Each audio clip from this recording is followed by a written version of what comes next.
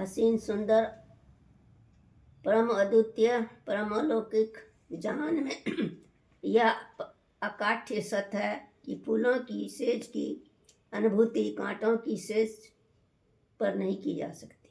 वैसे ही कांटों की सेज की अनुभूति भी फूलों की सेज पर कैसे हो सकती है। हिमालय यात्रा के आनंद की अनुभूति तो कोई पथिक ही कर सकता है। सागर की लहरों से खेलने का सुख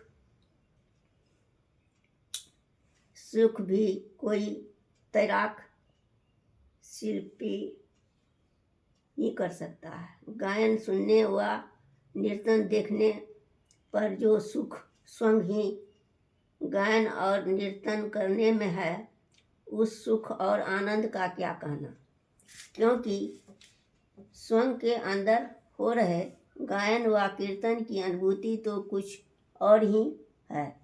अध्यात्म पूर्णतः प्रयोग का विषय है। स्वयं पर किए गए प्रयोग से ही यह अनुभूति पाया जा सकती है। एक तैराक तैराकी में होता है तभी वह उसका अनुभूति कर सकता है। एक गायक गायन में होता है तभी वह उसकी अनुभूति करता है। तैराकी और गायन नृतक उस विषय में हमारा मार्गदर्शन अब कर सकता है, पर मार्गदर्शन मात्र से अनुभूति नहीं मिल सकती है। अनुभूति के लिए तो हमें उस वस्तु के साथ खेलना पड़ता है। अध्यात्म पूर्णतः प्रयोग का विषय है, जीने का विषय है। इस पर चल पड़ने का विषय भोग में होकर योग में जीकर ही किया जा सकता है। ऐसे लोग ही इस तरह के असली राही हैं, क्योंकि उनके पास अनुभूति का असीम भंडार है। संसार है, उसका हर पल सत्यम शिवम सुंदरम की अनुभूति। जैसे महान योगियों का जीवन भी ऐसा ही होता है। उसकी जुआ नहीं जीवन को बोलता है।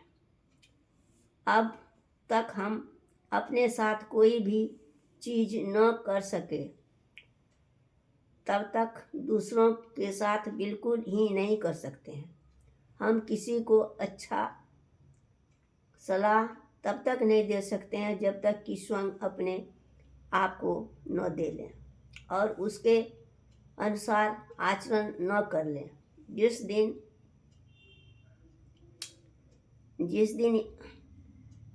दिन अपना अंतःकरण ब्रह्म ज्ञान से जग उठेगा, उस दिन हमारे आनंद का सचमुच कोई पराबार न रहेगा। संसार के लिए इसका अद्भुत परिणाम होगा जिसकी हम कल्पना नहीं कर सकते हैं। हर जगह सर्वम शिवम सत्यम शिवम सुंदरम की अभिव्यक्ति व्यक्ति में होगी। वह जगमगा उठेगा और चारों ओर फैलेगी जब हम अपने चरित्र अभिव्यक्ति करेंगे। वह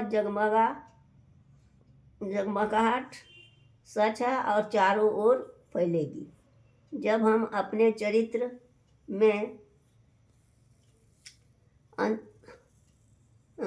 अंततः विजय प्राप्त करेंगे। वह चाहे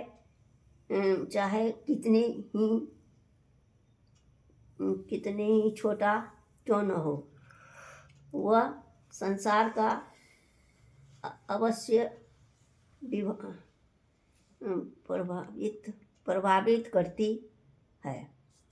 आपको सत नमन। हरिओम।